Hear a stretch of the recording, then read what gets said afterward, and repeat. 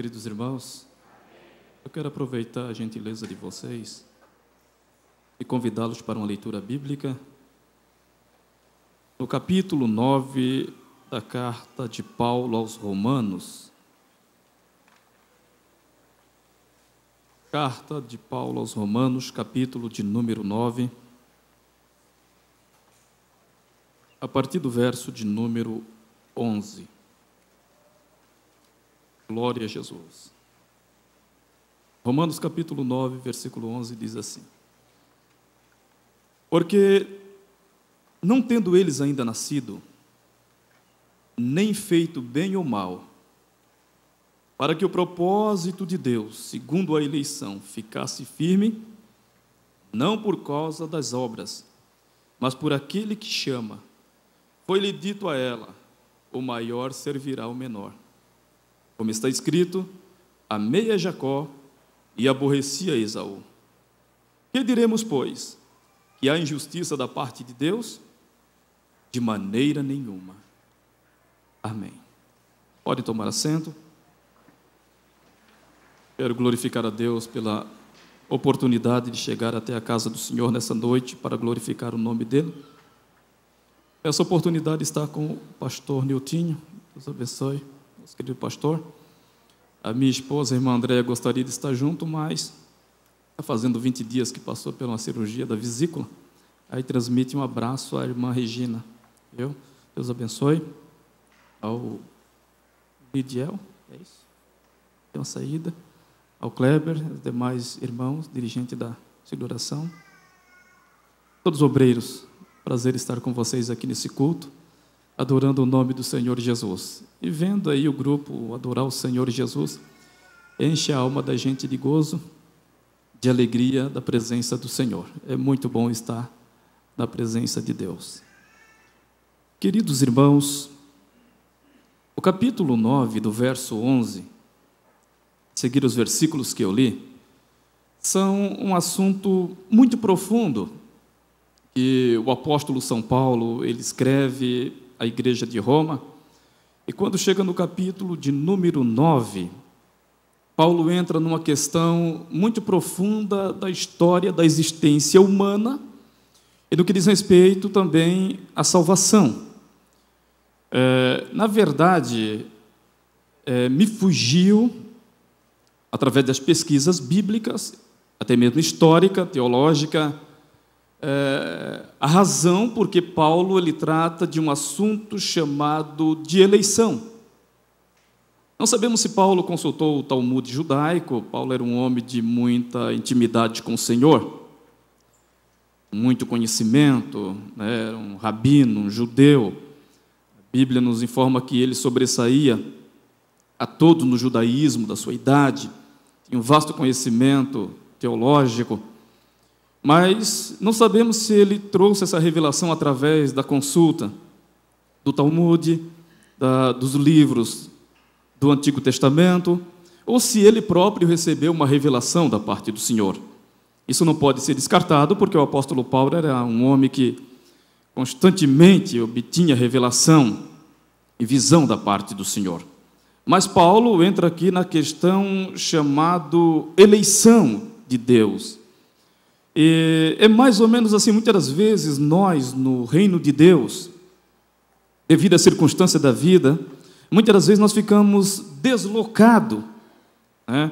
Por algum acontecimento, por alguma circunstância da vida, a gente fica deslocado e muitas das vezes não consegue saber, na verdade, em que posição nós estamos no reino de Deus.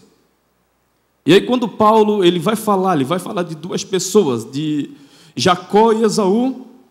Paulo começa dizendo que os meninos, antes de terem nascido, ou praticado bem ou mal, observa a profundidade do apóstolo, para que o propósito de Deus, segundo a eleição, ficasse firme, Deus disse: eu escolhi a Jacó e aborreci a Esaú. E aí Paulo continua perguntando: a injustiça da parte de Deus, porque Deus agiu assim? Isso é tão profundo que nós temos 500 anos de história em que os mestres de teologia, os pais da igreja, estão batendo cabeça até o dia de hoje acerca da doutrina da eleição. E aí, quando a gente se reporta a história dos dois meninos, Jacó e Esaú, segundo a pesquisa bíblica, ele estava com aproximadamente 77 anos de idade, quando ele tem um encontro com o Senhor no deserto. E aí observo que quando ele está na casa do pai, em Berseba, na casa de Isaac e Rebeca, em nenhum momento da Bíblia se fala que ele teve visão de anjo, que ele teve revelação da parte do Senhor, não obstante ser descendente dos patriarcas. Ele não tem nenhuma visão da parte do Senhor, ele não tem nenhuma revelação da parte de Deus. Na casa do pai, ele não vê anjos subindo e descendo escadas. A gente observa que na casa do pai, Jacó é um menino normal, é um menino natural. Ele não tem uma experiência transcendental com o Senhor, espiritual da parte do Senhor. E aí, devido à circunstância, ele tem que fugir. E é no momento da fuga em que ele se encontra com o Senhor. A Bíblia nos fala que ele chega numa localidade, no deserto, já estava anoitecendo, Jacó toma uma pedra e coloca ali para dormir, para descansar. E naquela noite, algo de sobrenatural mesmo, vem acontecer na vida desse moço.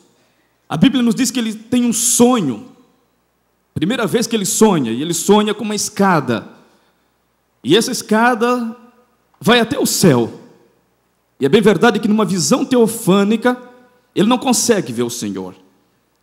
Ele sabe sim que Deus está em cima daquela escada.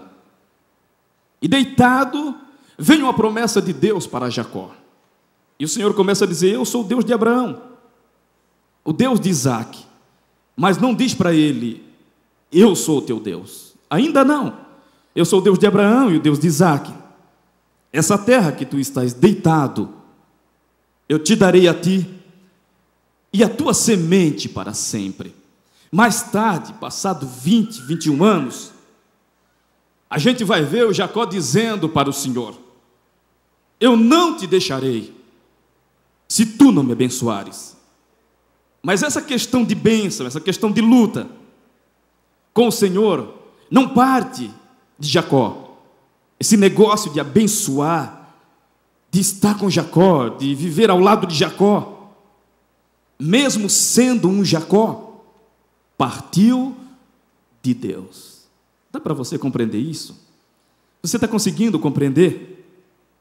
Esse negócio de luta, esse negócio de vou te abençoar, ela não parte de Jacó, ela parte do Senhor.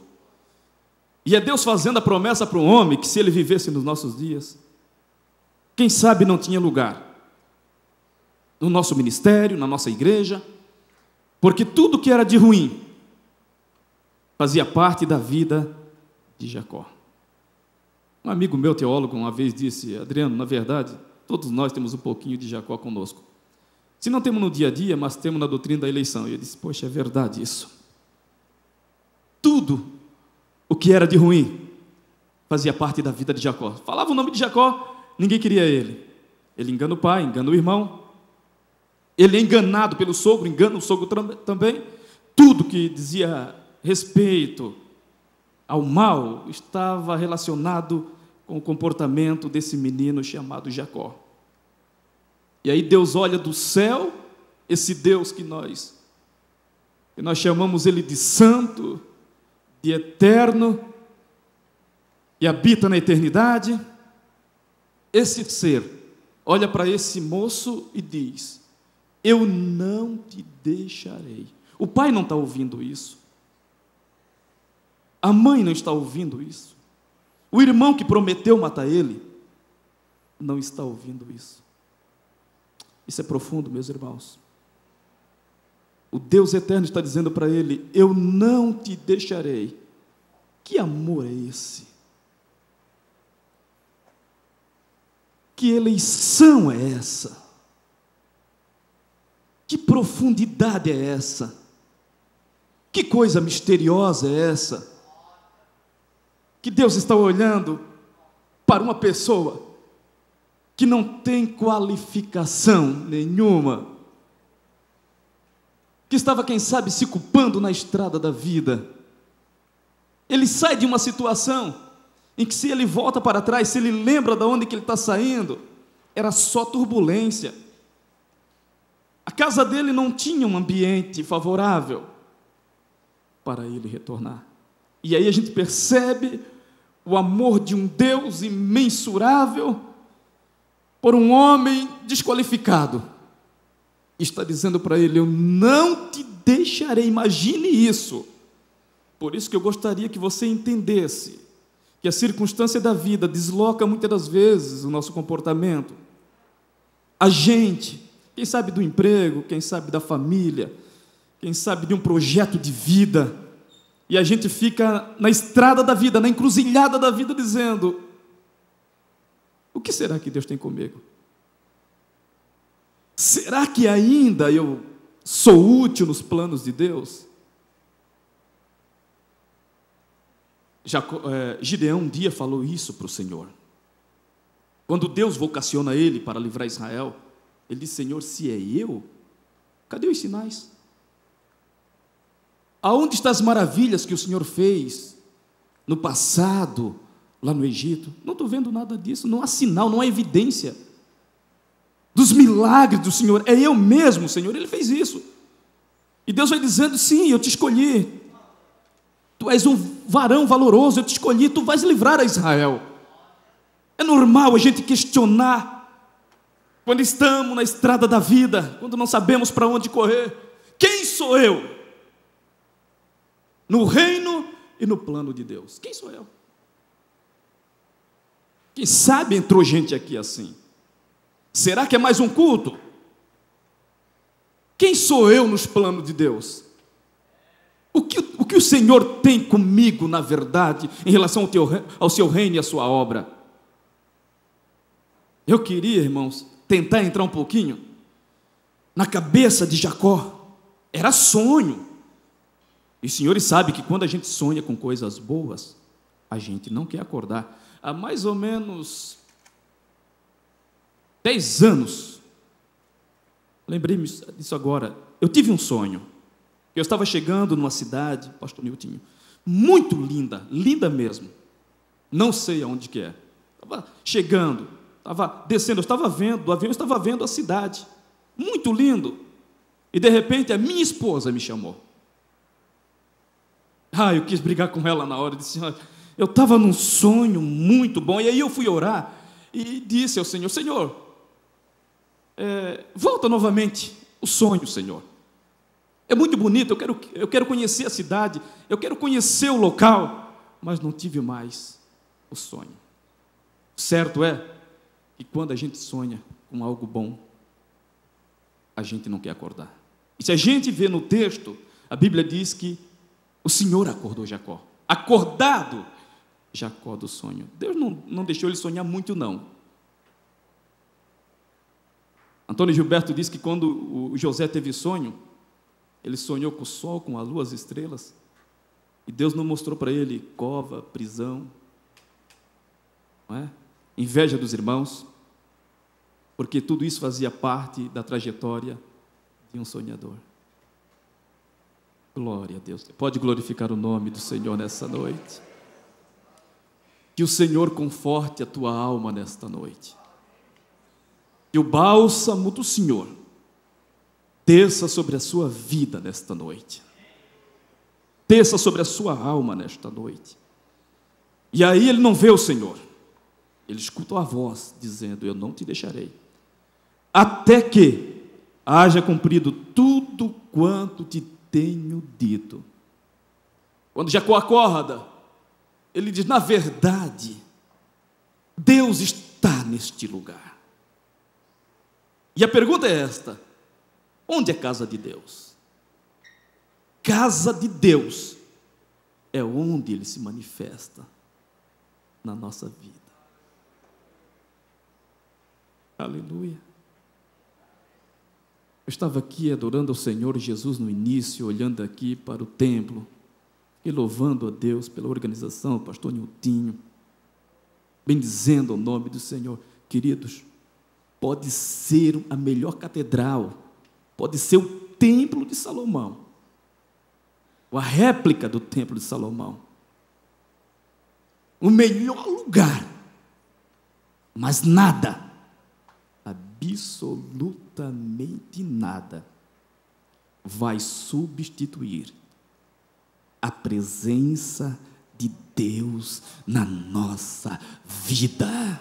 Nada vai substituir a presença de Deus na nossa vida. Chega um tempo, se tem uma coisa que Deus não vê, e aí o Hernando Dias Lopes é muito sábio, ele diz que Deus não tem pressa em preparar o homem que Ele quer usar. Preparou Moisés 80 anos para usar 40, diz ele. Tem uma coisa que Deus não tem pressa, é preparar o homem que Ele quer usar. Oh, glória a Deus! Eu estou glorificando o nome do Senhor Jesus nessa noite. Deus está dizendo, eu não te deixarei. Ele sente a presença de Deus. Ele está sozinho. Ele está no deserto, e deserto é casa de Deus. Quando se sente a presença do Senhor, é deserto, deserto é casa de Deus. Não é outro lugar este, senão a casa de Deus. E esta é a porta do céu. Só que tem uma coisa, Jacó não está dentro do céu. Jacó está na porta. Assim como muitas pessoas não estão no reino de Deus, dentro do reino de Deus, estão na porta do céu. Porque para entrar no céu, para ver o céu pelo lado de dentro, Jesus disse no capítulo 3 de João, que é necessário nascer de novo. E aí eu entendo que a soberania de Deus não anula a responsabilidade humana. Vai, Jacó, eu estou contigo. Anjo subindo e descendo, escada, promessa de Deus, vou estar contigo. Deus está acompanhando ele. Ele está dizendo, esta é a porta do céu. E aí, quando ele acorda, ele quer negociar com Deus. Ele diz, se Deus for comigo, me guardar nessa viagem que faço, me der pão para comer, vestido para vestir, e eu retornar em paz à casa do meu pai, Ele será o meu Deus. E tudo quanto Ele me dá, eu vou devolver o dízimo a Ele. Ele está tentando, é o Jacó, ele não muda o caráter dele para com Deus, né? Ele negociou com o pai, negociou com o irmão, e aí ele quer negociar com Deus também. Só que Deus olha para um Jacó negociador, né, e entende que aquele é um Jacó, e aí ele vai embora, e depois quando ele está retornando, o Senhor fala com ele e diz, eu sou o Deus de Betel, lembra, Jacó? E aí ele bota a mão na cabeça e desespera, ele é o Deus de Betel. Mas é no capítulo 32, depois de 20 anos, abençoado, Deus abençoa um homem que não passa por uma transformação. A eleição de Deus, irmãos, não é porque nós somos santificados, a eleição de Deus é para a nossa santificação. A eleição de Deus não é pelas nossas obras, é para que nós façamos boas obras. E isso a gente deve entender. E Jacó, então, depois ele retorna, passa a sua família, fica ele sozinho e o Senhor. É mais um encontro com o Senhor. Se encontra enquanto está fugindo do irmão, e se encontra mais tarde, quando vem fugindo agora do sogro. 20 anos, abençoadíssimo. E aí, quando chega no Val de Jaboque, ele faz toda a sua família passar. Mas a Bíblia diz que ele ficou sozinho. Deus queria encontrar Jacó sozinho. Um dos maiores encontros que a gente tem com o Senhor. Muitas das vezes Deus se manifesta na igreja, amém, glória a Deus. Mas o maior encontro que o homem tem com o Senhor é sozinho. Ele encontrou Saulo sozinho, né? Ele encontra a gente muitas das vezes sozinho. E as maiores transformações acontecem sozinho. As maiores revelações do Senhor acontecem sozinho. João aconteceu na ilha de Pátmos, sozinho. Daniel, sozinho, na Babilônia. Deus gosta de encontrar o homem e se manifestar a ele quando ele está só. Jacó ficou só. E a Bíblia diz que lutou com ele um varão. Mais uma vez, agora vem os mistérios de Deus. Depois de 20 anos, os mistérios de Deus novamente. Começou quando ele tinha 77 anos de idade. Ele não era um menino, não. A gente lê o texto ali, acha que Jacó era um menino que está fugindo da casa do pai. E é possível pessoas estarem na igreja 10, 15 anos e não ter um encontro sobrenatural com o Senhor. Não estou dizendo frequência de igreja, estou dizendo de algo transcendental. Algo que mude verdadeiramente, assim como aconteceu na vida do profeta Isaías. Era profeta, você pega o livro no capítulo 1 e já é profeta, já está profetizando. Mas no capítulo 6 é um divisor de água. Por quê? Há uma manifestação de Deus e ele é consagrado para o ministério de profeta. Teve uma visão também da glória do Senhor. O Ezequiel, nas margens do rio Quebar, também teve uma visão. Foi mudado toda a sua história, toda a sua vida. Agora observa que desce um varão e luta com ele. E aí Jacó diz para o varão: eu não te deixarei, se tu não me abençoares. Mas ele já tinha recebido isso da parte do Senhor. E aí é um encontro que vai mudar a história dele. Ali mesmo, vai pulverizar a vida de Jacó. Ali vai quebrar, ali vai esmiuçar, vai triturar o Jacó. Ele está dentro da eleição, mas ali vai ser um marco na história de Jacó. Vai mudar, quem sabe, o seu ego. Vai mudar algumas coisas na vida de Jacó, para que ele não se torne mais Jacó, mas sim Israel, porque a promessa patriarcal tinha que dar continuação através de Jacó. É por isso que Deus está dizendo: eu não vou te deixar, porque havia algo muito profundo que tinha que passar pela família dos patriarcas, e ele fazia parte disso. Queridos irmãos, quando Deus nos elege, e aí eu vou usar uma linguagem de um teólogo também amigo meu, que disse assim: Adriano, Deus foi com a cara de Jacó e ninguém tem nada a ver com isso. Eu gostaria que você dissesse para alguém que está ao seu lado com educação: Deus foi com a minha cara. Ah, meu Deus, Deus foi com a cara de Jacó e ninguém tem nada a ver com isso. Ninguém pode anular isso, ninguém pode mudar a mão de Deus. Glória ao nome do Senhor. Deus, muitas das vezes, irmãos, ele confunde a gente. Essa é a grande verdade. No final da vida de Jacó no Egito, ele quer abençoar os seus filhos. Irmão, lembra da história no capítulo 48 de Gênesis? Quer abençoar. Quando chega na vida de José, José tem 2 filhos, Manassés e Efraim. Já está avançado em idade. Aí José traz os filhos e coloca Manassés à mão direita de Jacó e o Efraim à mão esquerda. Isaac já está com o olho sobrecarregado, não está enxergando muito bem. E quando ele vai abençoar a vida de Manassés, a Bíblia diz que ele muda a mão e coloca na cabeça de Efraim, a mão esquerda na cabeça de Jacó. Quando José vê isso, ele diz assim: pai, assim não, esse é o primogênito.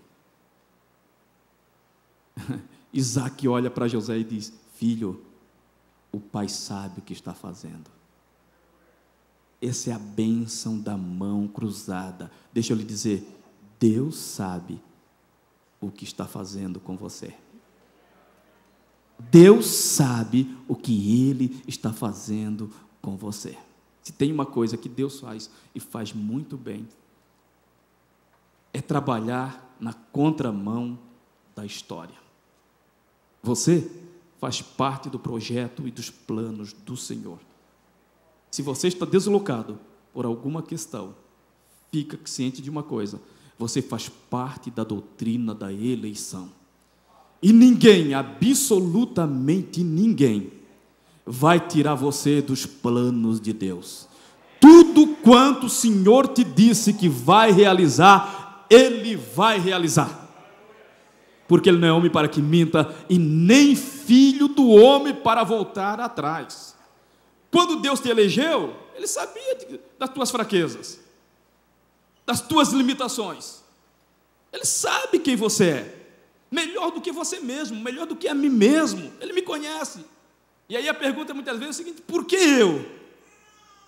Meu amigo disse assim, na era de Jó, tinha tantos patriarcas, por que Deus pegou Jó para aquele momento de prova na história? Por que Jó? Porque era Jó. Quem sabe você está dizendo, por que eu? Porque Deus te escolheu. Aceite, pois, a vontade do Senhor, da forma como ela é, e está acontecendo na sua vida, porque Deus não erra. Já vou encerrar. Pastor Josué Brandão estava pregando num congresso de missão. E ele contou a experiência dele. Ele disse que na casa dele tem um irmão chamado Oséias. E Oséias é de bom relacionamento, conversa com as pessoas. E Oséias gosta muito de púlpito. E ele diz que ele tem vergonha de assumir púlpito. Josué Brandão tem vergonha de enfrentar a multidão, não gosta de viajar de avião.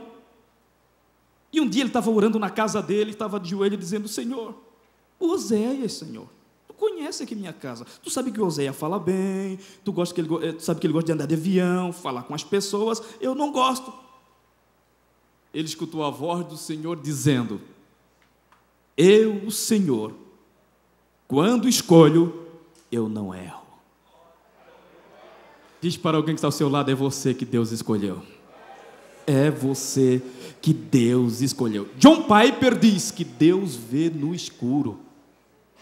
Oh, glória a Deus. Eu gostaria de deixar essa palavra de reflexão para você, para que você entenda onde você está, no reino de Deus. Você faz parte da doutrina da eleição de Deus e ninguém vai tirar você das mãos do Senhor.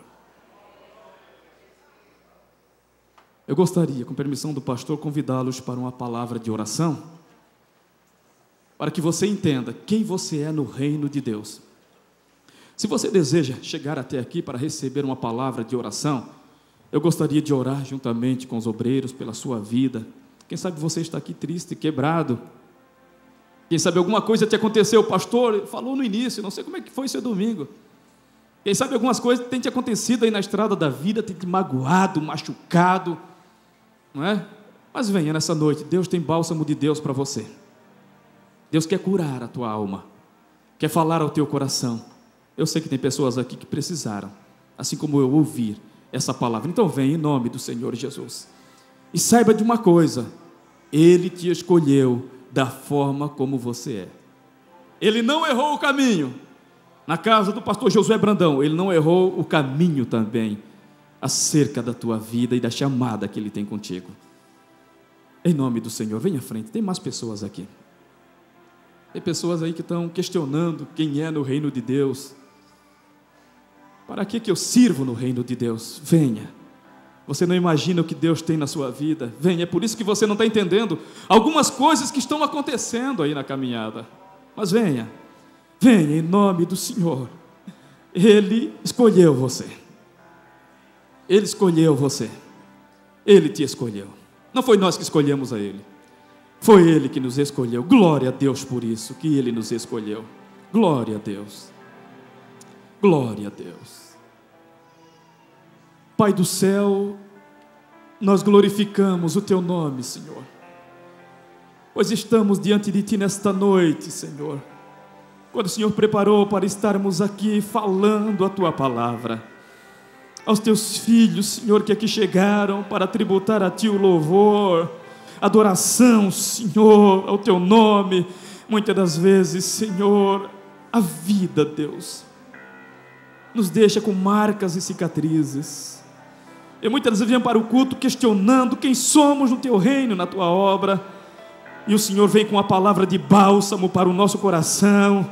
Vem nos restaurar, vem nos fortificar, vem alegrar a nossa alma. Senhor, os Teus filhos que estão aqui, as Tuas filhas que estão aqui, são importantes no Teu plano e no Teu reino, Senhor. Dê a ele, Senhor, nesta noite, a ela, o bálsamo do Teu Espírito, o consolo do Teu Espírito. Tu somente, Senhor, sabes fazer isso. Pai, tributamos a Ti o louvor, porque o Senhor é digno de louvor, honras e glórias para sempre.